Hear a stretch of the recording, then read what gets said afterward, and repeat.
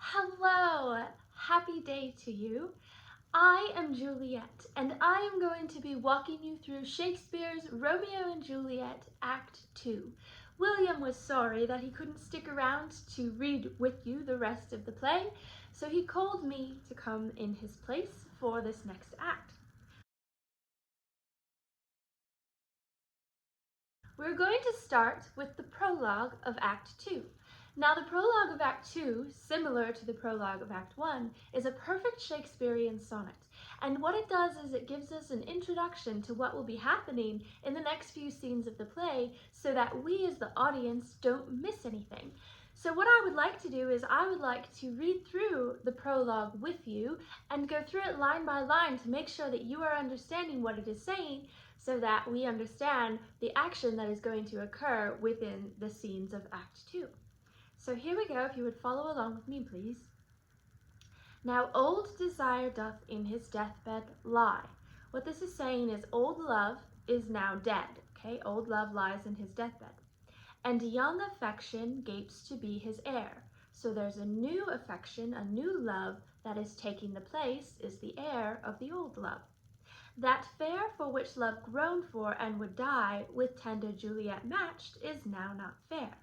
What this is saying is that I, Juliet, make Romeo's old love, Rosaline, look ugly. Of course I do.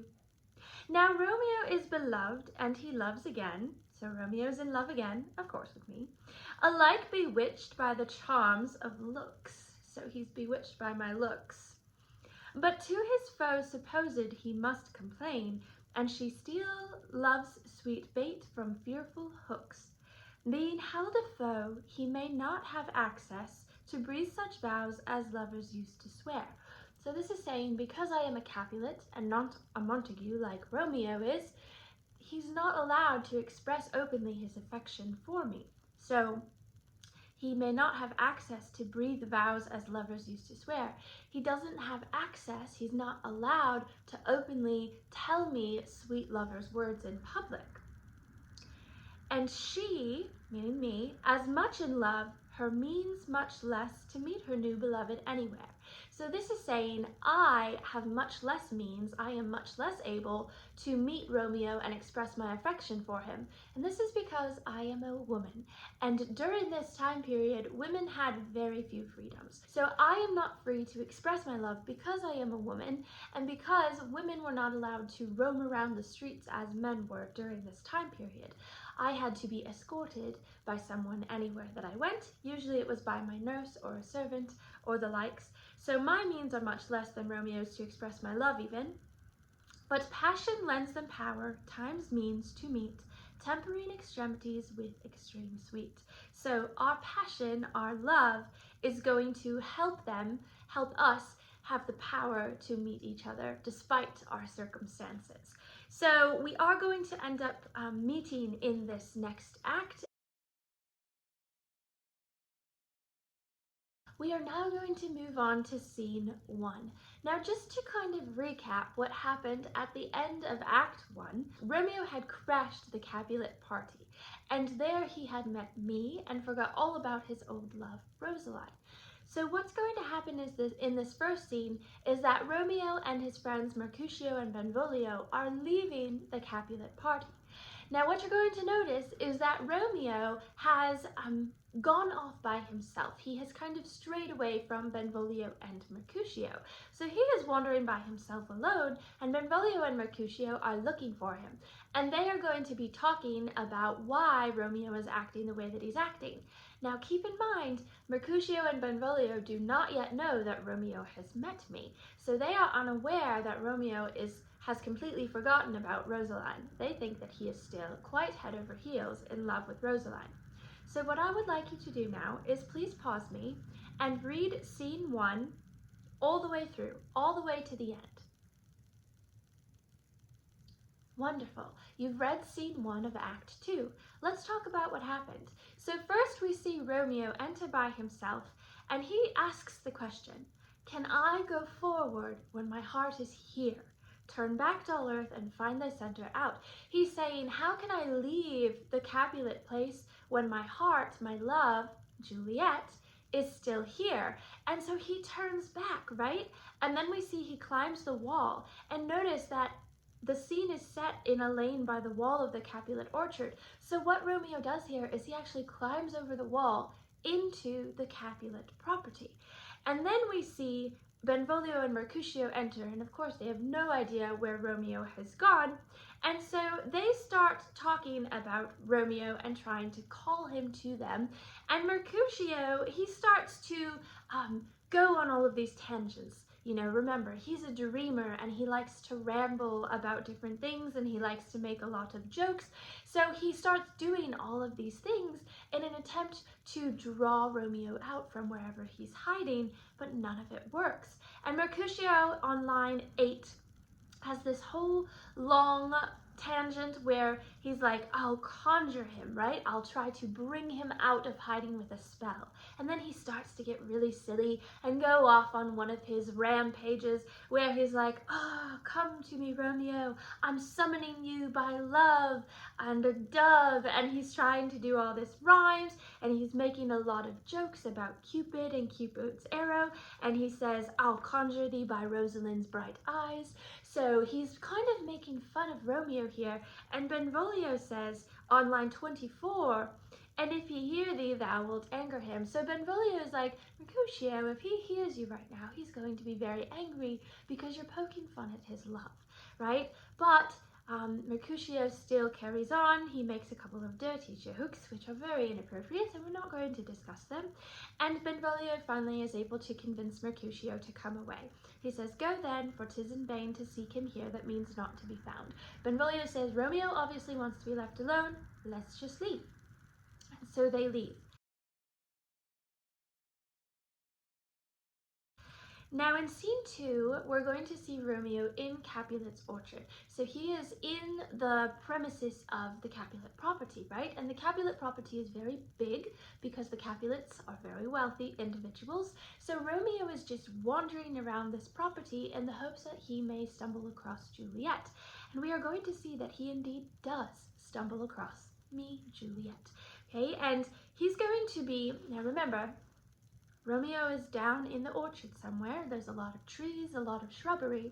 And what he's going to do is he's going to see Juliet up on a balcony, right? This is the balcony scene, and it is one of the most famous scenes in the play. So it's a very important scene where a lot of information is going to come to light, and some things are going to happen. So make sure you're paying very close attention.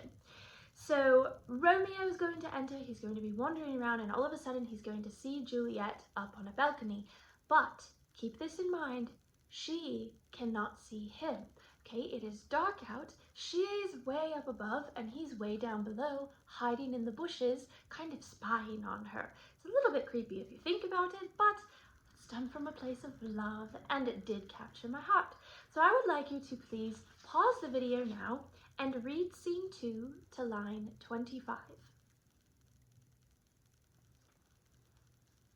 So the start of scene 2, we see Romeo saying this line, he just set scars that never felt a wound. And in this line, he is talking about Mercutio.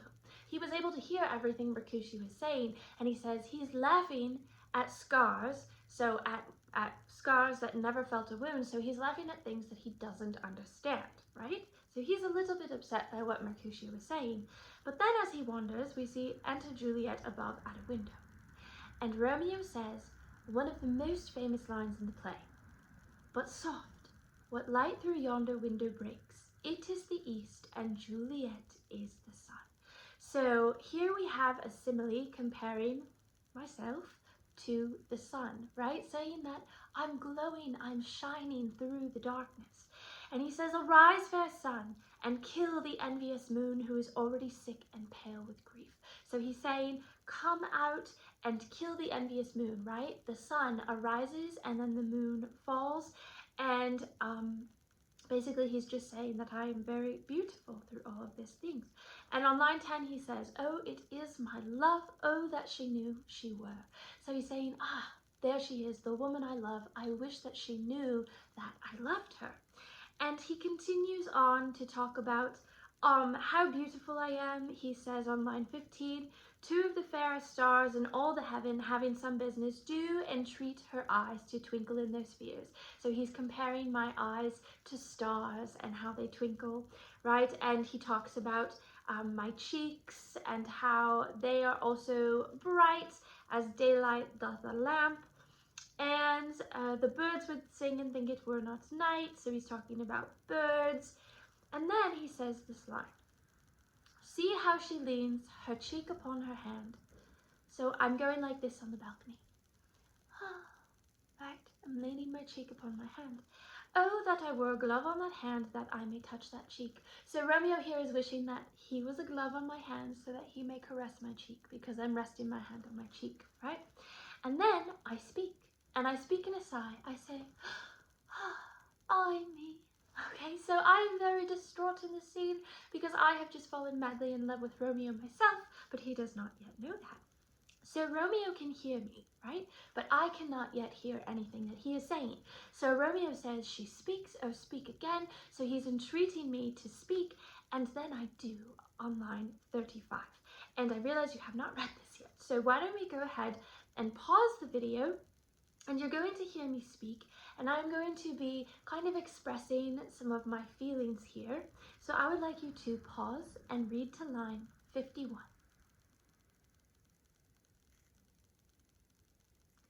So in this section, Romeo does entreat me to speak, right? He says, speak again, bright angel. And I do. And when I do start to speak on line 35, I say, O Romeo, Romeo, wherefore art thou Romeo? Right? I'm saying, Romeo, where are you? Okay, so he hears his name, and you have to imagine that this gets him very excited, that his name is coming from my lips. And then I say this. Deny thy father and refuse thy name. I'm saying disown your family, right? Deny your father, disown them, and refuse thy name. Cast off your Montague name. Or, if thou wilt not, be but sworn my love, and I'll no longer be a Capulet. So she's saying either you disown your family, or I will disown mine, right? And Romeo, as an aside, remember an aside is something that is said without the characters in the scene being able to hear. It's something that's only meant for the audience to be able to hear. It's kind of the character's inmost thoughts. So Romeo, as an aside, says, shall I hear more, or shall I speak at this? So he's like, oh, should I talk and let her know I'm here, or should I continue to listen and see what else she says? Well, he does continue to listen for a little bit, and I say, I have this very famous soliloquy here where I'm talking about names, okay? And I say, 'tis but thy name that is my enemy. So I'm saying Romeo isn't my enemy, it's his name that is my enemy. Thou art thyself, though not a Montague. What's Montague? Okay, it's not nor hand, nor foot, nor arm, nor face, nor any other part belonging to a man. Oh, be some other name. So I am here wishing that Romeo were called by another name. And here again, we have a very famous line in this scene. What's in a name? That which we call a rose by any other name would smell as sweet. So Romeo would, were he not Romeo called. So here I am saying, if you have a rose and you call it something other than a rose, if you call it a fiddle, it would still smell like a rose, right? Calling it a fiddle rather than a rose doesn't actually change what it is. Just like if Romeo were to change his name, it wouldn't change who he is. He would still be the man that Juliet loves. He would just have a different name, and they would be able to freely live together. So she's saying all of this, she's very distraught, wishing that Romeo were not a Montague or she were not a Capulet, so that they could be freely in love with one another. And Romeo hears this entire thing. And that's where we're going to pause for today.